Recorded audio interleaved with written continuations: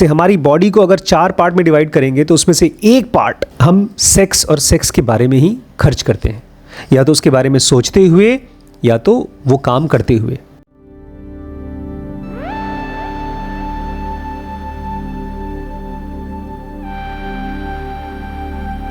नमस्कार दोस्तों, स्वागत है आपका जेन योगा चैलेंज 2023 में।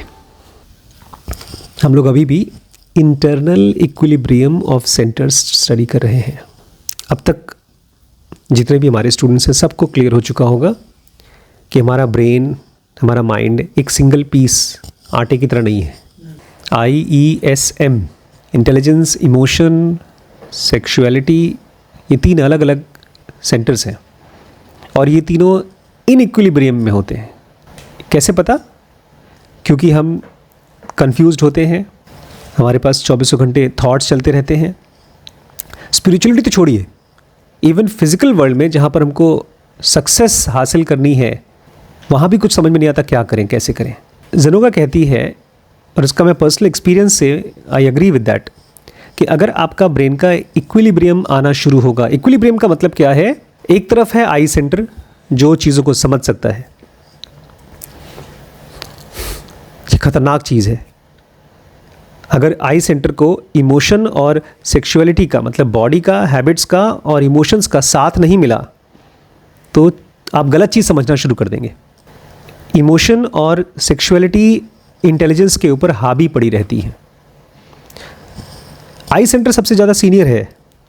सीनियर इसलिए है क्योंकि आई सेंटर के पास वो दरवाज़ा है, सीक्रेट दरवाज़ा, जिसके ज़रिए क्या कर सकता है? वो निकल सकता है, पतली गली से निकल सकता है फिजिकल वर्ल्ड से। इमोशन कभी भी डिवाइन को समझ नहीं सकती। भक्ति का मूवमेंट केवल गॉड को नहीं जान सकता। सेक्सुअलिटी आपको बॉडी से फ्री नहीं कर सकती, बिकॉज सेक्सुअलिटी बनी ही है, या बॉडी बनी ही है और बॉडी बनाने के लिए। Emotion and sexuality both are designed for living in this physical world and keep on living in this physical world. I centre connected है सेक्शन 2B से, लेकिन सेक्शन 2B के सेल्स अपने आप हमारे ब्रेन में बन के नहीं आते हैं, बहुत थोड़े से होते हैं। उसका थोड़ा सा पार्ट है सेक्शन 2A जो बॉडी का मैनेजमेंट करता है बिना हमारे को डिस्टर्ब किए। तो अगर हम इस बैलेंस को क्रिएट कर सके, एक तरफ इमोशन, सेक्सुअलिटी एक तरफ और दूसरी तरफ इंटेलिजेंस, जब ये दोनों बराबर बराबर हों, एक कोई भी दूसरे को डोमिनेट ना करे। अगर कोई इमोशन आ रहा है तो मेरा इंटेलिजेंस उसको समझ सके, अगर कोई डिसीजन मेरा इंटेलिजेंस ले रहा है तो इमोशन उसको सपोर्ट करे या बॉडी उसको सपोर्ट करे। जब ऐसा टाइम आएगा तब हमारे ब्रेन में, हमारे बॉडी में ढेर सारा एनर्जी इकट्ठा होगा। What do you mean by energy इकट्ठा होगा? आप हेल्दी होंगे, आप फुल ऑफ अवेयरनेस होंगे,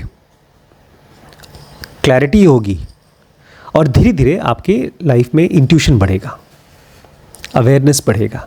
अवेयरनेस बढ़ते बढ़ते एक पॉइंट आएगा कि आपको मिस्टिकल एक्सपीरियंसेस आना शुरू होंगे। सबसे पहले ड्रीम में, फिर फिजिकल लाइफ में, फिजिकल वर्ल्ड में जगते हुए, और उसके बाद ये सब सेक्शन 2B के बाद 3 से होता है।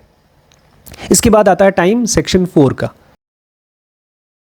तो आज के वीडियो में मैं चाहता हूँ आप लोग IESM को जैसे समझते थे वैसे ही ये भी जाने कि हमारे ब्रेन में सेक्शन 3 और सेक्शन 4 भी है।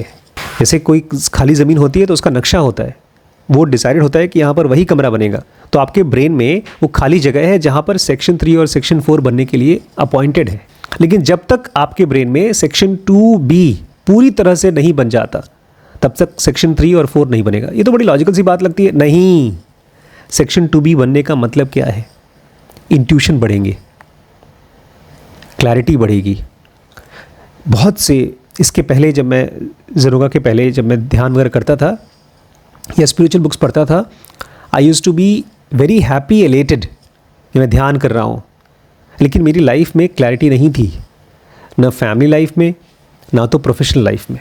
तो वो चीज़ यहाँ पर ख़त्म हो जाएगी, वो प्रॉब्लम सॉल्व हो जाएगी। जब सेक्शन 2B खुलना शुरू होता है तो आपको अनायास दिखना शुरू होता है कि आप क्या काम करें, किस प्रोफेशन में जाएं, शादी करें या ना करें, किसी और को पूछना नहीं पड़ता।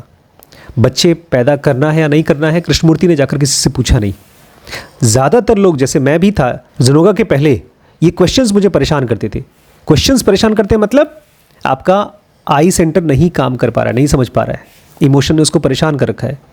लेकिन सेक्शन 2B अगर खुलना शुरू हो गया तो वो गाइड करता है आई सेंटर को। अब मुझे नहीं पूछना पड़ता किसी से।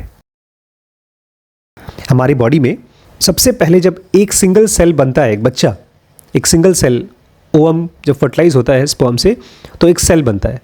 वो सेल 2 पार्ट में और फिर वो 4 पार्ट में डिवाइड होता है। तो उस 4 में से एक पार्ट सेक्स सेल, उसका नेचर ही सेक्स है। तो 4 में से हमारी बॉडी को अगर 4 पार्ट में डिवाइड करेंगे तो उसमें से एक पार्ट हम सेक्स और सेक्स के बारे में ही खर्च करते हैं, या तो उसके बारे में सोचते हुए या तो वो काम करते हुए। ये इसलिए कह रहे हैं कि ये खर्च है बिकॉज अब जो लोग स्पिरिचुअल रास्ते पे हैं, जैसे आज ही बड़ी मम्मी मुझे एक वायलेंट वीडियो दिखा करके बोल रही थी, ये सचमुच में इतना बड़ा वायलेंस दुनिया में होता है, इससे क्या करें, हम लोग क्या करें। मैंने कहा इसको देख करके रियलाइज़ करें कि ये दुनिया वर्थ इट नहीं है और यहाँ से फ्री हो जाए।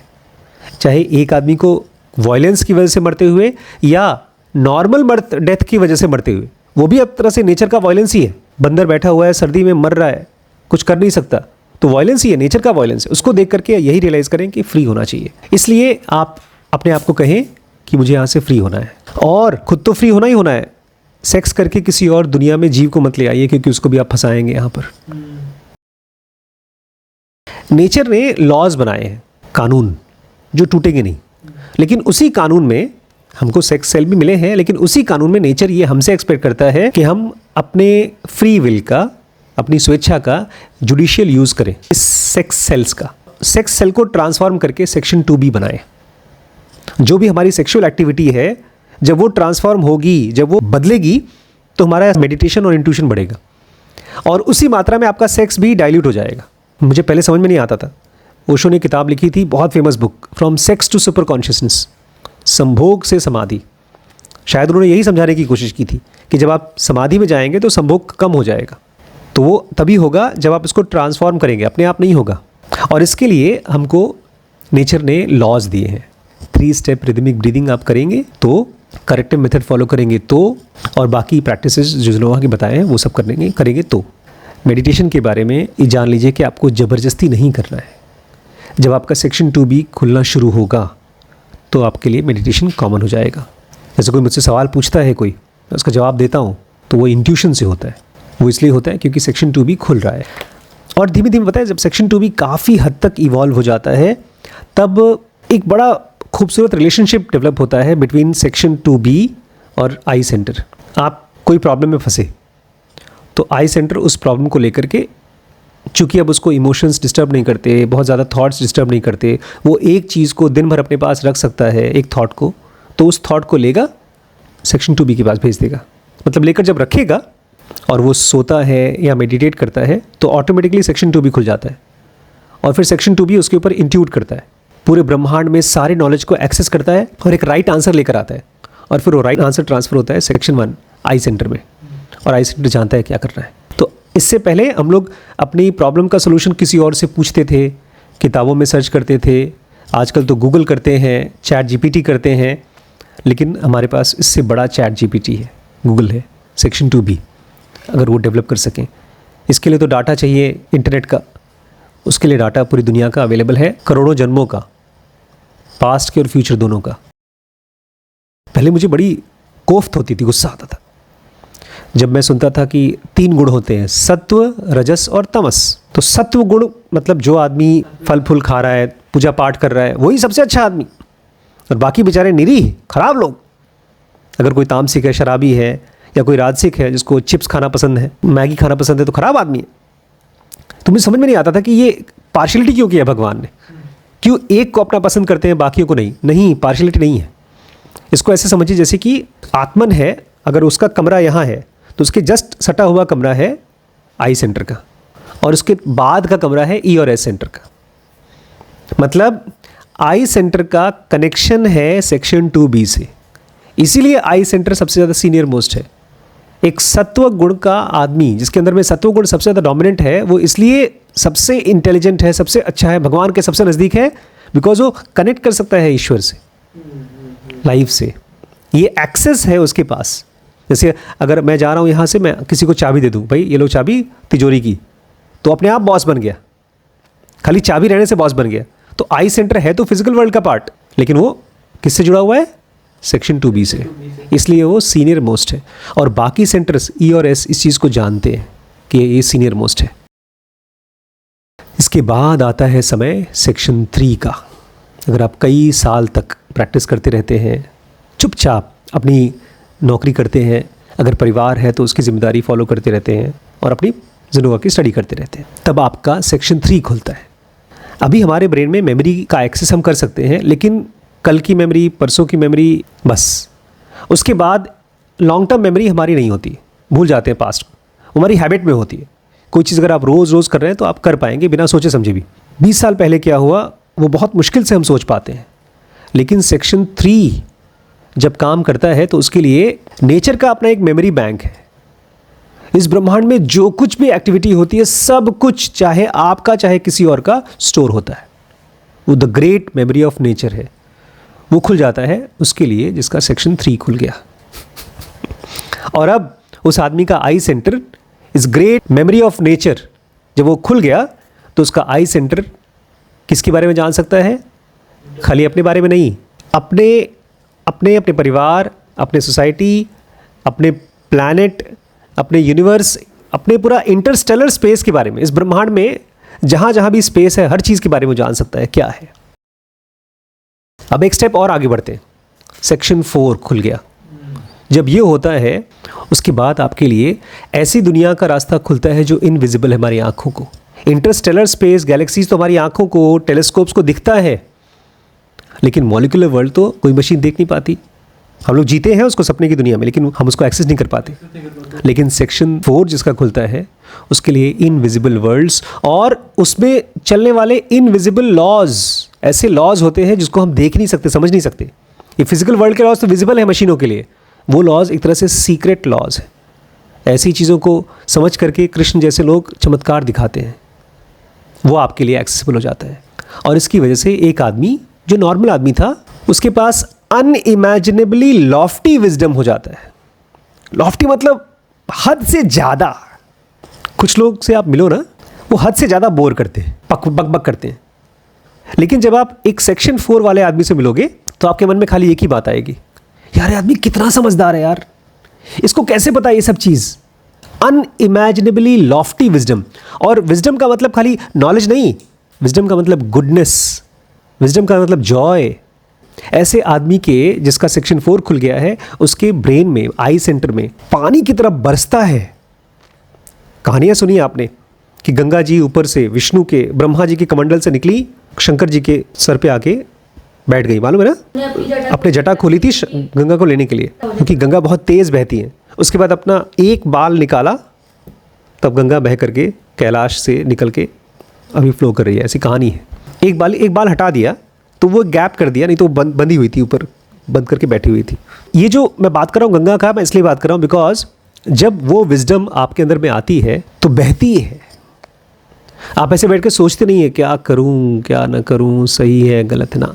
विजडम पोर्स, एक सेक्शन से दूसरे सेक्शन में जब पोर होता है तो लोग लिखते हैं, बात करते हैं, समझाते हैं, पढ़ाते हैं, उनको लगता है सबको बता दे। इसलिए दुनिया में जो बहुत ज़्यादा समझदार हो जाते हैं वो मूवमेंट्स चालू करते हैं, सिविलाइजेशंस बन जाते हैं उसकी वजह से, जैसे कृष्ण हैं, बुद्ध जैसे लोग हैं। ये सब सेक्शन 4 के बनने की वजह से होता है। ये बेचारा आदमी जिसकी कोई कीमत नहीं थी, इनसिग्निफिकेंट था, कुछ नहीं था, एक चींटी जैसा था, अब वो बन गया है एग्जैक्ट रेप्लिका ऑफ क्रिएटर। जो क्रिएटर है, जो ईश्वर है, उनका फोटोकॉपी हो गया है वो। सेक्शन 3 और 4 बनने के साथ साथ एक आदमी का बॉडीज़ भी बनता है, मॉलिक्यूलर बॉडी, इलेक्ट्रॉनिक बॉडी, ये दोनों बनता है। ये क्या है? ये आपकी फिजिकल बॉडी के डुप्लीकेट्स है, एक मॉलिक्यूलर वर्ल्ड में और एक इलेक्ट्रॉनिक वर्ल्ड में। इसको आप पुरानी भाषा में कहा करते थे एस्ट्रल रेप्लिका और स्पिरिचुअल रेप्लिका। हमारी बॉडी का 2 कॉपी हमको और मिल जाता है, एक के साथ 2 फ्री। जैसे आज हमारे पास अपनी सुविधा के हिसाब से हम कभी कार चलाते हैं, कभी प्लेन में बैठते हैं, कभी शिप में बैठते हैं, कभी सबमरीन में बैठते हैं, अपनी सुविधा के हिसाब से। ऐसे नेचर ने भी अलग अलग शिप्स बना रखी हैं, अलग अलग व्हीकल बना रखी हैं कि आपको ट्रैवल करना है कोई बात नहीं। जब फिजिकल वर्ल्ड में करना है तो बॉडी, मॉलिक्यूलर वर्ल्ड में जाना है मॉलिक्यूलर बॉडी, और जब इलेक्ट्रॉनिक प्लेन से ट्रैवल करना है, सेकंड्स में आपको इस यहाँ से किसी और दुनिया में घुसना है, तो आपको स्पेसशिप की ज़रूरत नहीं है। आप अपनी इलेक्ट्रॉनिक बॉडी का यूज़ करिए और ट्रैवल करिए विदाउट पासपोर्ट, विदाउट वीज़ा। अगर वो बॉडी बनी हुई है तो उसके अंदर इनहेरेंट आता है पहले से पासपोर्ट वीज़ा बन के आता है। लकीली आप लोग सीधे ज़ेनोगा पढ़ रहे हैं। मैं पहले पढ़ता था रमण की शुरुआत की बुक्स, एक बुक है उनकी ऊपर पड़ी हुई है, एब्सोल्यूट कॉन्शियसनेस। इसके पहले, ज़ेनोगा के पहले जितने भी टीचर्स रहे हैं, उन्होंने कॉन्शियसनेस को प्योर कॉन्शियसनेस, एब्सोल्यूट कॉन्शियसनेस, इस तरह की बातें की हैं। नो माइंड की बात की जाती थी। उसको सुनते ही, उसको पढ़ते ही मेरा सिस्टम 1 बोलता था कि यार नो माइंड करना होगा। एब्सोल्यूट मतलब समथिंग परफेक्ट। अब परफेक्ट मैं हूँ नहीं। स्कूल में सबसे इम्परफेक्ट बच्चा मैं ही था, सबसे पीछे आने वाला, फेल होने वाला बच्चा मैं ही था। तो जब स्पिरिचुअलिटी में आप एक तरफ सुनते हैं एब्सोल्यूट कॉन्शियसनेस, ये सब बड़ी डरावने वाली चीज़ है। अब मुझे समझ में आया कि इन सब शब्दों का कोई मतलब ही नहीं है। ये हमारे सिलेबस का पार्ट नहीं है। जब तक हमारे ब्रेन में सेक्शन 2, 3 और 4 नहीं खुल जाता, एब्सोल्यूट कॉन्शियसनेस, यूनिवर्सल माइंड जैसी बातें हमको कंफ्यूज नहीं करनी चाहिए, इसमें घुसना ही नहीं चाहिए। इसलिए मेरा एक और रूल है, अगर किसी किताब को पढ़ के आप समझ रहे हो तब तो पढ़ो, अगर कंफ्यूज हो रहे हो तो छोड़ दो। स्कूल वाले ज़बरदस्ती पढ़ाते हैं, चाहे कंफ्यूज हो रहे चाहे पढ़ रहे, पढ़ो, फिर निकलते हैं अजीबोगरीब प्रजाति के लोग। ये जो मैंने 3 बॉडीज़ का नाम लिया है, cellular, molecular, molecular and electronic bodies, इनको पुरानी भाषा में एस्ट्रल, मेंटल और कॉजल बॉडी बोलते थे।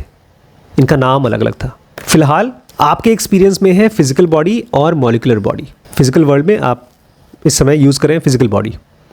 मॉलिक्यूलर वर्ल्ड में जब जाते हैं, ड्रीम वर्ल्ड में जाते हैं, तो आप मॉलिक्यूलर बॉडी यूज़ करते हैं। लेकिन ये समझिएगा, अगर आप 3 स्टेप करते करते सोते हैं रोज़, तो आपकी मॉलिक्यूलर बॉडी बनती जाती है, आपका सेक्शन 2 भी खुलता जाता है। हर रोज़ अगर कुछ नहीं कर पा रहे हैं तो कम से कम सोते समय 3 स्टेप करिए, उठने के बाद 3 स्टेप करिए, दोपहर को लेटने के समय 3 स्टेप करिए, जब भी मौका मिले 3 स्टेप करिए। अपनी ब्रीदिंग को अगर रेगुलराइज करते जाते हैं तो आपका मॉलिक्यूलर बॉडी बनना शुरू हो जाएगा। एक बार वो बॉडी बनेगा तो आप अपने आप बोलेंगे कि हाँ ये सब सच है, अदरवाइज इसके पहले ये सब खाली थियरी है। एक और प्रूफ होता है, जैसे जैसे आपकी मॉलिक्यूलर बॉडी बनती है, जैसे जैसे आपका 3 स्टेप बढ़ता है, वैसे वैसे आपकी लाइफ में इंसाइट्स मिलना शुरू होते हैं, आपको चीज़ें कंट्रोल में दिखती हैं, रास्ता साफ दिखता है, करियर साफ दिखता है। एक्सीडेंट्स आपकी लाइफ में नहीं होंगे, जो एक्सीडेंट्स किसी और के लाइफ में हो रहे हैं, डिवोर्सेस हो रहे हैं, अफेयर और एक्स्ट्रा मैरिटल अफेयर, इस तरह की चीज़ें आपकी लाइफ में नहीं होंगी। ये तो बहुत ही ईजिली ख़त्म हो जाएगा, प्रॉब्लम ही सॉल्व हो जाएगा। तो प्रैक्टिकली करके देखिए, ये सब कुछ प्रैक्टिकल चीज़ें हैं, ये सब रटने वाली चीज़ नहीं है। जो 7 बार पाठ कर कोई छूटे ही बंद सा महासुख होई, वो पाठ करने का मतलब आपको प्रैक्टिकली 3 स्टेप करना पड़ेगा, तब जाकर के छूटे ही बंद महासुख होगा आपका। ठीक है, कल और पढ़ते हैं। नमस्कार।